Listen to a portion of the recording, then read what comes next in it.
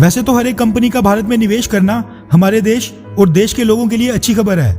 लेकिन कुछ कंपनियां ऐसी भी होती हैं जिनका प्रोडक्ट अन्य फिनिश्ड गुड्स में काफी इस्तेमाल होता है। जैसे कि टाटा भारत में लिथियम आयन बैटरी प्लांट की मैन्युफैक्चरिंग यूनिट गुजरात के धोलेरा में स्थापित करने जा रहा है। अब लिथियम आयन बैटरीज का इस्तेमाल मोबाइल फोन्स, लैपटॉप्स, कैमरा से लेकर सभी इलेक्ट्रॉनिक व्हीकल्स में होता है। आज के समय बात करें तो भारत लिथियम आयन बैटरीज मुख्य तौर से चाइना से इंपोर्ट करता है, और चाइना में लिथियम आयन बैटरीज के दुनिया के सबसे बड़े प्लांट्स होने की वजह से दुनिया की बड़ी से बड़ी इलेक्ट्रिक व्हीकल कंपनी चाइना पहुंच गई है, क्योंकि इलेक्ट्रिक व्हीकल में मेन कॉस्ट बैटरी की होती है और इन सभी कंपनियों को बैटरी और बाकी सामान की सोर्सिंग करना चाइना में ज्यादा सस्ता पड़ता है, जिसकी वजह से ये सभी कंपनियां चाइना में ही जाकर इलेक्ट्रिक व्हीकल मैन्युफैक्चर करती हैं। ऐसे में जब टाटा भारत में लिथियम आयन बैटरी प्लांट शुरू कर देगा तो फिर वो डोमेस्टिक मार्केट की मांग तो पूरी करेगा ही,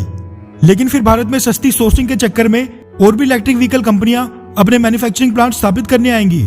इस तरह की कंपनियों के देश में आने से ज्यादा फायदा होता है, और फिर जब वो कंपनी चाइना से अपना मैन्युफैक्चरिंग प्लांट भारत में शिफ्ट करने जा रही हो तो जितना बड़ा फायदा उसमें भारत का होगा तो उतना ही बड़ा नुकसान फिर चाइना का भी होगा। दरअसल इंडिया टुडे के हवाले से ये खबर निकल कर आ रही है कि सैमसंग भारत के उत्तर प्रदेश राज्य में 4,825 करोड़ के निवेश के साथ अपनी चाइना की मैन्युफैक्चरिंग यूनिट भारत में शिफ्ट करने जा रहा है। वैसे इस तरह की रिपोर्ट्स कई दिनों से सामने आ रही थी, लेकिन इंसेंटिव्स की वजह से इस डील में पेच फंसा था, और अब सैमसंग और यूपी सरकार ने मिलकर इस मसले को सुलझा दिया है और इस मैन्युफैक्चरिंग प्लांट की स्थापना को हरी झंडी मिल गई है। सबसे खास बात यह है कि इस मैन्युफैक्चरिंग प्लांट में Samsung mobile and IT display units का निर्माण करेगा, जो कि मोबाइल, टीवी, लैपटॉप, कंप्यूटर से लेकर कई तरह के इलेक्ट्रिकल अप्लायंसेस में इस्तेमाल होगी। वैसे ये भारत के लिए खुशखबरी इसीलिए है क्योंकि दुनिया के 70% इलेक्ट्रिकल गैजेट्स और अप्लायंसेस में सैमसंग कंपनी की डिस्प्ले यूनिट्स लगती हैं, जो कि अब भारत में बनेगी। यानी कि अब से भारत की कंपनीज को ना तो डिस्प्ले यूनिट्स चाइना से आयात करनी पड़ेंगी, बल्कि इसी के साथ इन डिस्प्ले यूनिट्स को बाकी देशों में भी एक्सपोर्ट किया जाएगा।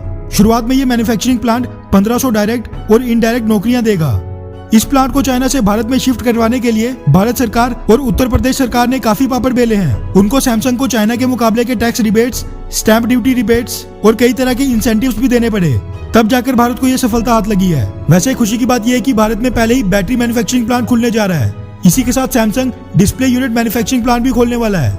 और जब ऐसे ही इलेक्ट्रिकल आइटम्स में इस्तेमाल होने वाले सभी मुख्य कंपोनेंट्स के भारत में प्लांट खुल जाएंगे तो फिर चाइना क्या, पूरी दुनिया से इलेक्ट्रिक अप्लायंसेस बनाने वाली कंपनीज अपने manufacturing and assembling plant Bharat में ही स्थापित करेंगी, क्योंकि यहाँ पर उनको कंपोनेंट्स के सोर्सिंग करना इंपोर्ट करने के बजाय काफी सस्ता पड़ेगा। वैसे चाइना को काफी गुरूर था कि उसके देश में एप्पल, सैमसंग और टेस्ला के बड़े बड़े वर्ल्ड क्लास मैन्युफैक्चरिंग प्लांट्स हैं, लेकिन ये गुरूर भी भारतीय सरकार ने चकनाचूर कर दिया है, क्योंकि एप्पल और सैमसंग तो चाइना से भारत शिफ्ट हो चुके हैं, और अगर सब ठीक रहा तो बड़ी जल्द टेस्ला भी भारत में एंट्री मार ही लेगी। वैसे विदेशी कंपनियों से इन्वेस्टमेंट लाने के चक्कर में जो भारतीय सरकार इन सभी कंपनीज को टैक्स रिबेट्स दे रही है और इंसेंटिव्स दे रही है, इस पर भी भारत में अलग अलग राय हैं। कुछ लोगों का मानना है कि भारत सरकार को ऐसा करना चाहिए ताकि ये सभी कंपनीज भारत में अपने मैन्युफैक्चरिंग प्लांट स्थापित करें, लेकिन कुछ लोगों का कहना है कि नहीं, बिल्कुल नहीं। लेकिन कुछ लोगों का कहना है कि ऐसी टैक्स रिबेट्स और इंसेंटिव्स बिल्कुल नहीं देने चाहिए। वैसे इस बारे में आपकी क्या राय है, नीचे कमेंट करके जरूर बताएं। अच्छा सुनो, चैनल को सब्सक्राइब करो, उसके बाद घंटी बजा देना ताकि अगली वीडियो आपसे मिस ना हो पाए। Thank you.